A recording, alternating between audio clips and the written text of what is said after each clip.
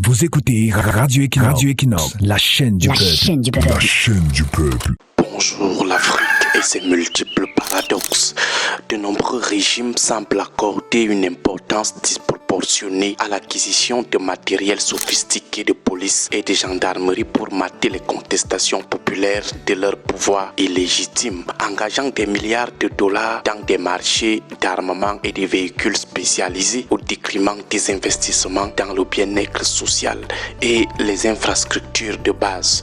Ils accordent plus d'importance à l'achat de matériel lourd, de véhicules anti-émeutes, de camions citernes modifiés pour les canons à eau, des systèmes de projection de gaz lacrymogène, d'équipements de contrôle des foules, gaz lacrymogène variés, munitions non létales. Pourtant, chaque milliard dépensé pour un char, pour un camion blindé, pour un camion anti-émeute, pour un gaz lacrymogène, pour réprimer violemment ceux qui vont contester leur pouvoir est un milliard qui aurait pu aider à la construction de routes, d'écoles, de centres de santé ou à l'accès à l'eau potable et à l'électricité, des besoins criants pour des millions de citoyens. S'ils dépensaient dans ce sens, ces régimes auraient tout naturellement l'adhésion du peuple sans avoir à faire recours à la violation des droits de l'homme. Le vrai paradoxe réside dans l'efficacité à long terme de ces approches. La répression peut étouffer temporairement une révolte, mais elle ne traite jamais la cause profonde de la colère. Or, les soulèvements populaires sont presque toujours enracinés dans l'échec de la gouvernance, la pauvreté persistante, l'inégalité croissante, le manque d'opportunités, le chômage des jeunes et la perception d'une corruption endémique. Un investissement massif et ciblé dans le développement humain pourrait servir de prévention structurelle bien plus efficace que n'importe quel arsenal pour tirer sur son propre peuple. Un citoyen qui a accès à un emploi décent, à des soins de qualité et qui vit dans un environnement stable est un citoyen moins enclin à descendre dans la rue pour contester un pouvoir. Le bien-être social est en soi la meilleure garantie de plébiscite populaire. Le véritable travail de conservation de pouvoir pour un État moderne n'est pas de posséder plus de blindés, plus d'anti-émeutes, plus de Mami Wata, mais c'est de réduire les inégalités sociales, d'améliorer l'indice de développement humain et de garantir l'accès universel aux services publics. La longévité au pouvoir dans un État moderne est le dividende du développement et non le fruit de la répression. Avec l'argent dépensé dans des équipements et des outils de répression de son propre peuple, on peut résoudre les problèmes des écoles sous-équipées, des taux de mortalité infantile élevés et un accès difficile aux soins de base. On peut facilement résoudre les problèmes d'eau potable, de routes praticables et d'électricité stable. On peut résoudre en partie le problème du chômage. Le même schéma de dépenses se retrouve souvent dans la gestion du processus démocratique. Au lieu de chercher à séduire le peuple avec des actions de développement qui vont dans le sens de son bien-être, on cherche plutôt à mobiliser des milliards pour corrompre. L'achat de votes, le financement occulte, la manipulation des résultats. Des sommes colossales sont souvent dépensées pour maintenir une apparence de légitimité.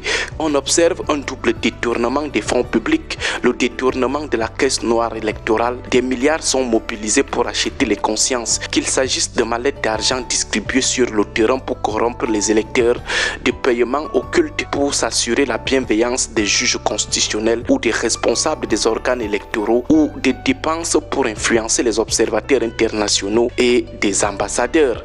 L'abandon de l'investissement public comme monnaie politique, ces pratiques sont d'autant plus troublantes qu'elles évitent le moyen le plus simple et le plus légitime d'assurer sa victoire électorale, à savoir la séduction électorale par les résultats de la bonne gouvernance. Si les milliards investis dans la corruption et la répression étaient plutôt consacrés à la construction d'infrastructures visibles, une nouvelle centrale électrique, des dispensaires modernes, un créneau d'eau potable, le peuple n'aurait nul besoin d'être acheté ni d'être maté. C'est un cercle vicieux, coûteux et autodestructeur. Faute d'avoir réussi à convaincre par les actes concrets durant leur mandat, les régimes éternitaires d'Afrique sont contraints de dépenser des milliards pour truquer les scrutins et après dépenser encore des milliards pour acheter le matériel de répression destiné à contenir la colère légitime du peuple suscitée par le hold-up électoral. Le peuple est la seule victime de ce budget, de l'immobilisme et de la peur. Voilà pourquoi nous estimons que l'Afrique a besoin d'une nouvelle génération de dirigeants qui comprennent que l'investissement dans le bien-être de la nation est le plus puissant des boucliers contre les mouvements de contestation des pouvoirs en place.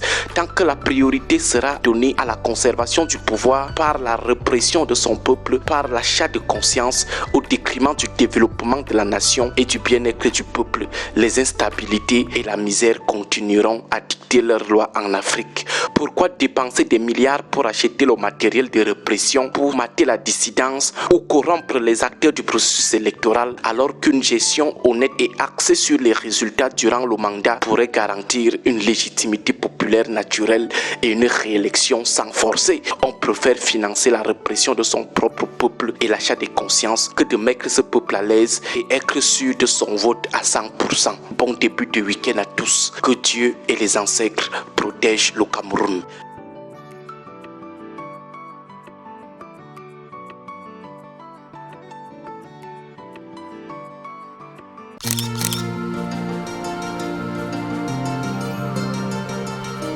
Caméra de rue.